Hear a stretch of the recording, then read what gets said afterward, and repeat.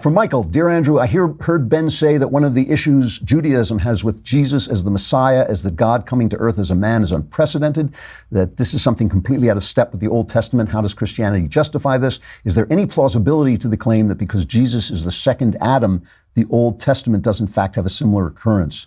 No, Adam is made of dust, right? So Adam is made in God's image. That makes him special, but he's made of dust, and dust in Hebrew language is basically nothing. You are dust, thou art dust, and to dust thou shalt return. There is a big distance between God and man in the Old Testament, and that distance is breached. And the idea that the unfathomable King of heaven and earth could appear in human form is in fact unfathomable to the Jews. And their idea of the Messiah was of a king who would come back and reestablish the line of David and the empire of David. It was not of God coming to life in human form. So there's a lot of misunderstanding about this. I hear Christians say, why can't Jews just, all the prophecies are there, but they don't read them as prophecies, so they're not there to the Jews, right? And the Jews, I sometimes hear Jews say, well, all Jesus did is spread, because Jesus was a Jew from birth to death. He was a Jew his whole life.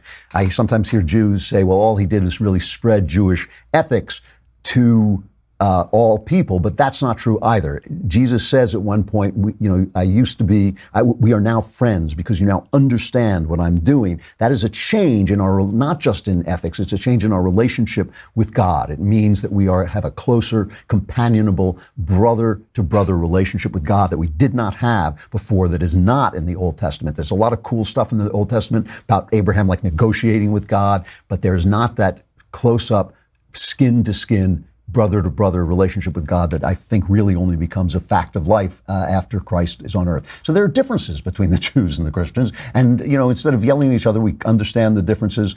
And then at the end of time, the Jews find out we're right. I'm but Ben is absolutely right. It is a big change and very hard for Jews to make that leap.